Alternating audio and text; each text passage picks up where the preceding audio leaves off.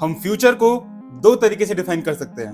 पहला तरीका है कि फ्यूचर मल्टीपल पॉसिबिलिटीज में से कोई एक पॉसिबल फ्यूचर होगा और ये सारी पॉसिबिलिटीज एक कॉमन पास्ट से इमर्ज आउट होंगी।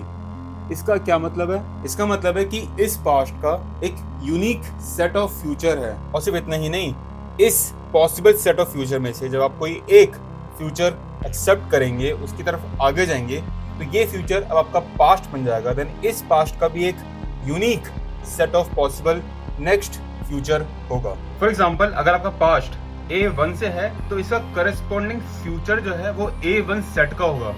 मतलब इस A1 पास्ट से जो पॉसिबल फ्यूचर इमर्ज होंगे वो होंगे A11, A12, A13, A14 and so on. मैं समझ पा रहे हो?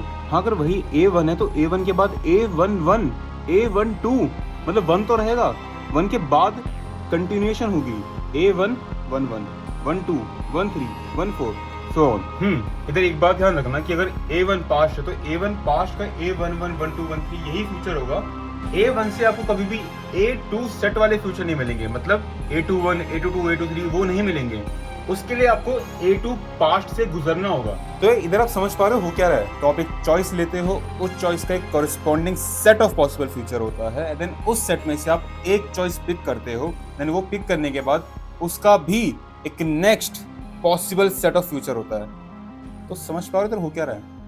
इधर आप मल्टीपल पॉसिबल फ्यूचर में से एक फ्यूचर पिक कर रहे हो, देन उस फ्यूचर का भी नेक्स्ट फ्यूचर होगा जो कि इस फ्यूचर का नेक्स्ट सेट होगा। यार ये तो हो गया पहला तरीका। दूसरा तरीका क्या है? दूसरा तरीका वेल आई डोंट नो।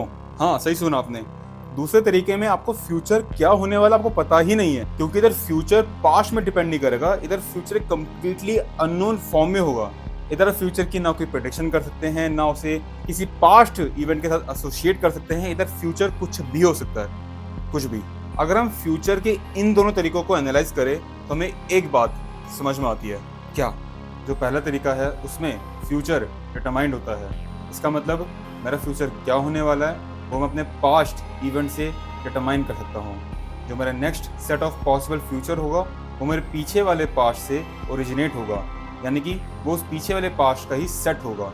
तो वो उस पीछे वाले पास्ट के सेट से बियॉन्ड कुछ भी नहीं हो सकता। और वही जो दूसरा तरीका है, मुझे उसके बारे में कुछ पता ही नहीं है। मुझे नहीं पता कि फ्यूचर क्या होने वाला है, मुझे नहीं पता कि मेरा पास्ट क्या था, मुझे नहीं पता मैं अभी क्या कर रहा हूँ, मुझे नहीं पता कि मैं वीडियो बना रहा हूँ, मैं ऐसे क्यों खड़ा हूँ अक्षय कुमार के पोस्ट में, क्या चल रहा है ये आजकल।